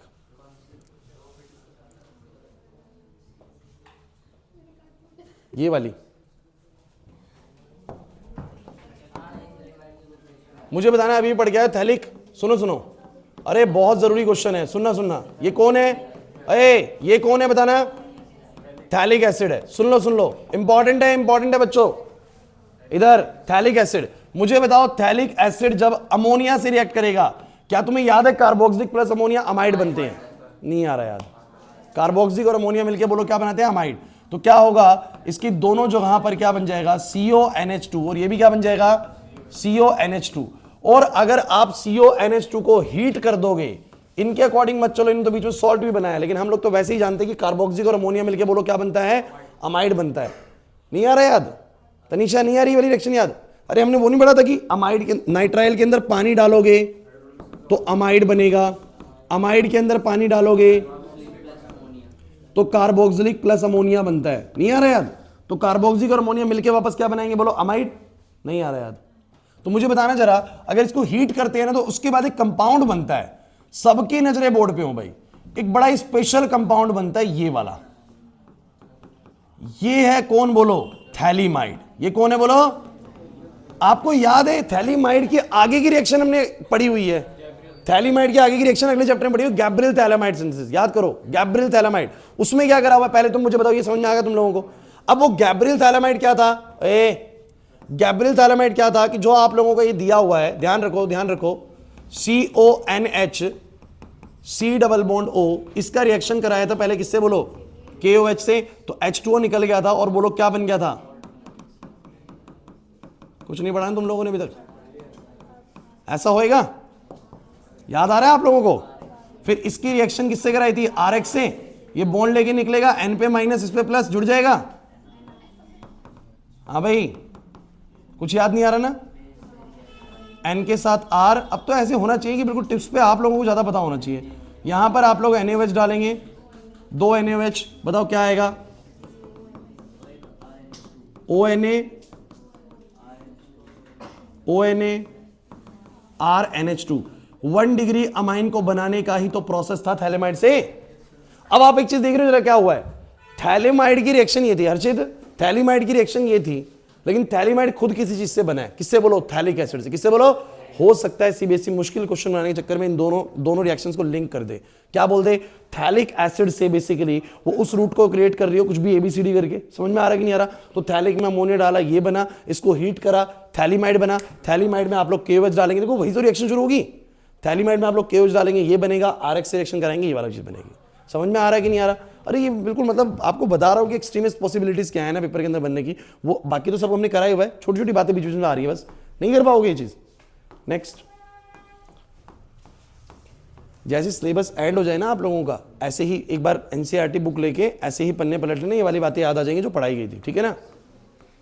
खत्म, बस 10 मिनट और लगेंगे, फिनिश है फिर। इसमें से कुछ नहीं है, कॉमन नेम में कोई स्पेशल कुछ नाम नहीं है, जो बता रखे वो है, एक जगह बताऊंगा बस। अच्छा मैं आप लोगों को ना एक चलो पहले ये इसकी नेमिंग वाला पार्ट खत्म कर लूँ फिर बताता हूँ। आगे रिएक्शन वाली कर लोगे ना, थैलीमेड वाली?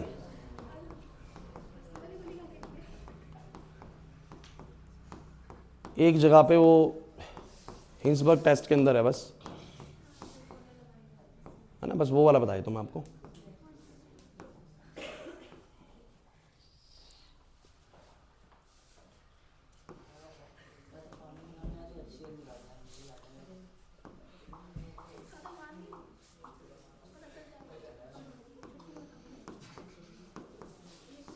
देखो भाई बच्चों, आपको याद है हिंसबर्ग टेस्ट? पहले बताओ हिंसबर्ग टेस्ट याद है? अब हिंसबर्ग टेस्ट में क्या होता है, अगर 1 डिग्री अमाइन है बच्चों, 1 डिग्री अमाइन है, हिंसबर्ग से रिएक्शन कर रहा है तो कुछ ऐसा बनेगा। अब इसका नाम एक बार पढ़ लो, इसका नाम पढ़ो, इनको बुलाते हैं सल्फोनामाइड्स। क्या बुलाते हैं? नाम याद करो पहले तो, these category compounds are called to be sulfonamides. Sulfonamides, amides क्या होते हैं सब बच्चों को याद आना चाहिए, अमाइड्स होते हैं ये RCONH2, RCONH2, these are amides। और यही चीज तो जुड़ी हुई है, अगर ध्यान से देखो तो, आप लोग ध्यान से देखो तो, आपका NH भी आ रहा है इसके अंदर, CO की जगह पे बस यहां पर SO है, ठीक है ना। तो इसका नाम कैसे रखते हैं वो पढ़ो जरा। नाइट्रोजन के ऊपर जो अल्काइल ग्रुप लगा हुआ है क्या बोलेंगे? N ethyl. क्या बोलेंगे? N ethyl. पहले बोला N इथाइल, ये रहा बेंजीन, और सीधा बोल देंगे सल्फोनामाइड। तो N ethyl benzene sulfonamide, N ethyl benzene sulfonamide. मेरी बात तो समझना। जैसे दूसरा वाला देखो, क्या बोलोगे? 2 बार बोल दोगे, NN diethyl, NN diethyl benzene sulfonamide, NN diethyl benzene sulfonamide. नहीं है मेरी बात समझ में? ये जो हिंसबर्ग के अंदर है ना, वो हो सकता है आपको बोले सल्फोनामाइड्स क्या हैं, तो सल्फोनामाइड्स आप जो रिजल्ट बनाते हैं वही सल्फोनामाइड्स होते हैं। नाम कैसे रखते हैं? N ethyl sulphonamide, NN diethyl sulphonamide. 3 degree reaction ही नहीं देता तो बात करने की जरूरत ही नहीं है। नहीं आई मेरी बात समझ में? नहीं आई बात समझ में, पक्की बात है? हाँ भाई बंसी का कुछ डाउट है? नाम नहीं पकड़ पा रहे इसका? इसी के अकॉर्डिंग इसको समझ जाओ, इसी के अकॉर्डिंग इसको समझ जाओ अगर समझना है तो। इसका नाम देखो N इथाइल, N इथाइल, वहां पर बेंजीन था, यहां पर मिथाइल एक तरीके से, ये सोच 2 कार्बन का इथेन है, सॉरी 2 कार्बन का इथेन। बोलो क्या बोलोगे? N ethyl ethanamide, N ethyl ethanamide. अरे 2 कार्बन वाला हो गया ना, वहां पर सल्फोनामाइड था, यहां पर 2 कार्बन वाला क्या हो जाएगा? इथेनामाइड हो जाएगा। ये देखो NN diethyl ethanamide, NN diethyl ethanamide. तो N के नाम पहले रखने होते हैं। अब यहां पर क्या बोलोगे? बोलो N फिनाइल, N पे क्या है? बोलो phenyl ethanamide, N phenyl ethanamide. Clear हुआ कि नहीं हुआ? और वैसे तो चलो इतने इंपॉर्टेंट, लेकिन नाम इसका बस पता होना चाहिए। एसिटाइनाइलेट होता है नाम, थोड़ा बोलने में दिक्कत आती है, ये वाला नाम आप थोड़ा सा देखना चाहो तो देख सकते हो। बाकी मेन तो ना, मेन ये वाली चीज याद करके जाओ, सल्फोनामाइड्स याद करके जाओ। सल्फोनामाइड्स थोड़े इंपॉर्टेंट है चैप्टर से, बाकी सारा नेम जितना आता है इनफ है। रिएक्शंस मेन होती हैं, ज़्यादा नाम के चक्कर में इतना पढ़ना ही मत, कहीं पता लगा नाम के चक्कर में सारा भूल गया। ठीक है, बाकी ठीक है, कोई दिक्कत नहीं है। मतलब यही है कि आप लोग जिस समय थोड़ा सा पढ़ रहे हो ना, हल्की हल्की एक नज़र डाल सकते हैं इनके ऊपर। ठीक है, डन। एक बहुत ज़रूरी चीज़ मैं आप लोगों को बता देता हूँ। देखो आप लोगों को एग्जाम में ना कन्वर्जन जब आए, एक ना बड़ा ही स्पेशल रूट है कन्वर्जन्स का, डाइजोनियम सॉल्ट। आपको पता है डाइजोनियम सॉल्ट्स जो हैं वो कैसे काम करते हैं? बस सुनना जरा ध्यान से, जो मैं बताऊंगा ना बड़ा इंपॉर्टेंट है। आपको पता है कि जैसे मान लो बेंजीन N2Cl है, बेंजीन बोलो क्या है? ये डाइजोनियम है। अच्छा बनता है कैसे डाइजोनियम जरा बताना। बेंजीन पे अगर NH2 है, ढंग से सुनना, और मैंने क्या लिया? प्लस में HCl, यही होता है। तो मुझे बताओ क्या मिलता है? बेंजीन N2Cl, ध्यान देना। और जब ये रिएक्ट करता है बताओ जरा किस किस के साथ? अब किसी के साथ भी, जैसे मान लो पानी से रिएक्ट करा, किससे बोलो? तो पानी का नेगेटिव स्पीशीज कौन है? ओए बातें मत करो प्लीज, 5 मिनट की बात है। H2O के अंदर नेगेटिव चीज कौन है? OH minus. पॉजिटिव चीज कौन है? बोलो H। तो आपको पता है N2 तो यहां से भागेगा, N2 तो यहां से, अरे यार सिखा रखा था, ये बॉन्ड लेके निकलता है N2 यहां से। N2 बॉन्ड लेके निकलेगा तो N2 हट गया, बेंजीन पे पॉजिटिव चार्ज आता है, उसके साथ बोलो कौन जुड़ जाता है, OH, OH, और बोलो क्या निकलेगा, बोलो H के साथ बोलो क्या बन जाएगा, Cl। तो आप लोगों को ने एक बड़ी जरूरी चीज पता है कि डाइजोनियम से ना बहुत रूट निकलते हैं। देखो डाइजोनियम से मैं क्या क्या कर सकता हूं, मैं इससे चाहूं तो फिनोल बना सकता हूं, समझ रहे मेरी बात को, फिनोल वाले चैप्टर में रिएक्शन चली जाएगी। मैं इससे चाहूं तो ना, मैं इसी का रिएक्शन, अगर तुम्हें याद आ रहा हो तो ध्यान देना यार, मैं कुछ बहुत जरूरी चीज ऐड करने वाला हूं इसके अंदर। अगर आपको ध्यान आ रहा हो तो इसका नाम रिडक्शन भी करा था इस वाली रिएक्शन से, CH3CH2 से, याद करो, CH3CH2 से, सॉरी CH3CH2OH। वो इसको क्या करता है, वो इसके अंदर बेंजीन के ऊपर H जोड़ता है, जैसे OH जोड़ा है वो क्या जोड़ता है, बोलो H, मतलब इसको सिंपल बेंजीन बनाए थे, क्या बनाए थे, बोलो बेंजीन, और खुद का ये ऑक्सीडेशन कर लेता है, उसको रिड्यूस करता है, खुद को बोलो क्या कर लेता है, ऑक्सीडाइज, रिएक्शन है भाई, बेंजीन बन गया। अब बेंजीन से तुम किसी भी रूट में एंट्री ले सकते हो, कैसे, तुम्हें सारी फिडल क्राफ्ट या सारी की सारी इलेक्ट्रोफिलिक सब्स्टिट्यूशन रिएक्शंस आती हैं। मुझे बताओ जरा, अगर तुमने डाइजोनियम से, सुनते चलो कुछ बातें बता रहा हूं बहुत जरूरी, डाइजोनियम से तुमने बेंजीन बना ली, अब बेंजीन से तुम कहां कहां जा सकते हो, बेंजीन से तुम इसका क्लोरीनेशन करके इसके अंदर इसको हेलोरिन बना सकते हो, नहीं बना सकते, तुम इसका नाइट्रेशन करके इसके ऊपर क्या ला सकते हो, NO2 ला सकते हो, क्या ला सकते हो, तुम इसका फिडल क्राफ्ट अल्काइलेशन लेके इसके ऊपर अल्काइल ग्रुप ला सकते हो, CH3। बाद में उस CH3 का तुम चाहो तो स्ट्रॉन्ग ऑक्सीडेशन करके KMnO4 से क्या बना सकते हो, C OH भी ला सकते हो। मतलब बेंजीन के सर के ऊपर मैं कुछ भी ला सकता हूं डाइजोनियम के थ्रू। क्यों, डाइजोनियम पहले बेंजीन बना देगा, इसको क्या बना देगा, बोलो बेंजीन, और बेंजीन के बाद तुम्हें इसके ऊपर फिडल क्राफ्ट अल्काइलेशन करो, फिडल क्राफ्ट असाइलेशन करो, नाइट्रेशन करो, सल्फोनेशन करो, समझ रहे हैं बात को, कुछ भी कर सकते हो। मान लो उसने ऊट पटांग सा क्वेश्चन दे दिया तुम लोगों को, वो बोलता है, देखो मैं सिंपल सा बस आपको दिखा रहा हूं कुछ बता के, सोचना थोड़ा सा टफ हो जाएगा, इसको ना ये बनाना है, रूट याद नहीं आएगा आप लोगों को, रूट याद नहीं आएगा, डाइजोनियम मदद करेगा। कैसे, डाइजोनियम पहली बात बनाने के लिए आपको NH2 बनाना पड़ेगा, क्या बनाना पड़ेगा, और इसका रिडक्शन है, इसका रिडक्शन है, याद है, टिन प्लस HCl करके इस चैप्टर में ही रिएक्शन है। तो आप लोगों ने पहले इसको एनालिन बना लिया, उसके बाद आप लोगों ने इसका क्या कर दिया, बोलो बातें नहीं, NaNO2 प्लस में बोलो क्या, HCl, बोलो क्या बन जाएगा, N2Cl, क्या बन जाएगा। फिर मैं फिनोल की तरफ जाने की सोच रहा हूं तो या सीधा H2O डाल दो। समझ रहे हैं बात को मैं क्या कहना चाह रहा हूं, नहीं आ रही मेरी बात समझ में। मेरा बस कहने का मतलब यह है कि डाइजोनियम वाला रूट जो है ना, इट इज वेरी इंपॉर्टेंट। क्यों भाई बताओ जरा, क्योंकि डाइजोनियम वाले रूट से आप लोगों ने रिएक्शंस देखी कितनी निकाली थी, Cl, Br, Cn, मतलब बेंजीन के साथ कुछ भी जोड़ सकते हैं, बेंजीन के साथ हम Cl जोड़े, Br जोड़े, Cn जोड़े, OH जोड़े, I जोड़े, F जोड़े, कुछ भी आ सकता है, किसके जरिए, बोलो डाइजोनियम के जरिए। और डाइजोनियम बनाना पहले आना चाहिए। तो डाइजोनियम कैसे बनता है बताओ जरा, जब बेंजीन के ऊपर NH2 है, उसका रिएक्शन NaNO2 और HCl से। मतलब अगर आप इस तरह के कन्वर्जन में आ रहे हैं तो थोड़ा सा ध्यान रखना कि आपने सारी रिएक्शंस पढ़ी हुई हैं, कोई सी रिएक्शन उसको उस रूट तक लेके जरूर आ रही होगी, पढ़ा हुआ सब कुछ होना चाहिए। नहीं आई मेरी बात समझ में, पक्की बात है। अच्छा ये डायजो वाली रिएक्शंस याद है आप लोगों को, कपलिंग रिएक्शन जो होती है जिसमें N2 ग्रुप डिपार्ट नहीं होता, N2 ग्रुप बोलो क्या होता है, रिटेन रहता है। इसमें याद रखिएगा ये ऑरेंज डाई होती है, ये वाली बोलो क्या होती है, नाम भी कुछ सिंपल सा ही है। अगर उससे अनिलीन से रिएक्ट कर रहे हैं तो बोलते हैं पैरा अमीनो अजोबेंजीन, क्या बोलेंगे, पैरा अमीनो, पैरा पे अमीनो है, अजोबेंजीन, अजो मैंने बोला था 2 N2 के लिए बोलते हैं, तो पैरा अमीनो अजोबेंजीन। इसका बोलो क्या बोला गया, para hydroxy, para hydroxy phenol क्या करते हैं, पैरा हाइड्रोक्सी अजोबेंजीन। इसलिए बोल रहा हूं कि जब थोड़ा सा पढ़ रहे हो तो हल्का हल्का नाम अगर देख के जाना, बस एक नजर डालनी हो। मेन मैं कह रहा हूं रटने की जरूरत नहीं है, बहुत ज्यादा इस पे ध्यान देने की भी जरूरत नहीं है।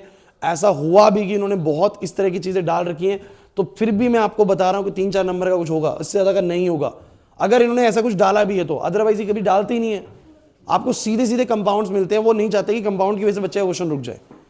तो जितने मैंने यहां पर करवाए आज इस पेज पे, इतने तो करके जा सकते हो, नहीं करके जा पाओगे, इतने कर जाना, इनफ है, ये इनफ है, इतना ही पढ़ के जाना है। और ये जो मैंने लास्ट वाली कन्वर्जन वाली बात बताई है, आपको समझ में आई भी कि नहीं आई, ओए कन्वर्जन वाली बात क्लियर हुई है आप लोगों को। अजी लाइट नहीं जल रही, नहीं वाली जलाई नहीं है ना, तभी तो अंधेरा अंधेरा लग रहा है। कोई नहीं, समझ आया ये नहीं आया ये वाला। अब और कुछ दिक्कत है बताओ, बस खत्म हो गया, अब तो कुछ नहीं है।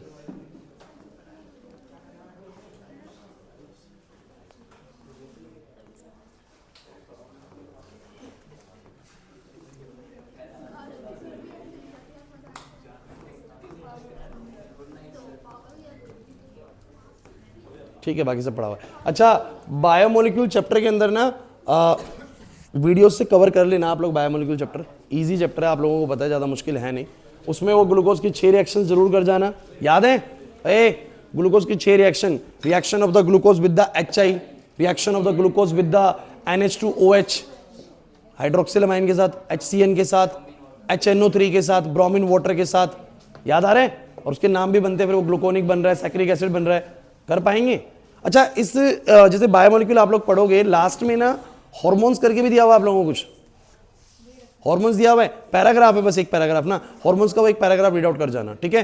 कोई दिक्कत नहीं है, बाकी सब हो रखा है। कुछ ऐसा लगेगा मुझे एक आध नंबर का कुछ ऐसा है जो थोड़ा यूनिक सा मैं भेज दूँ ग्रुप के अंदर, बाकी इतना ही पढ़ना है। और बस 1 मिनट में फ्री कर रहे हैं।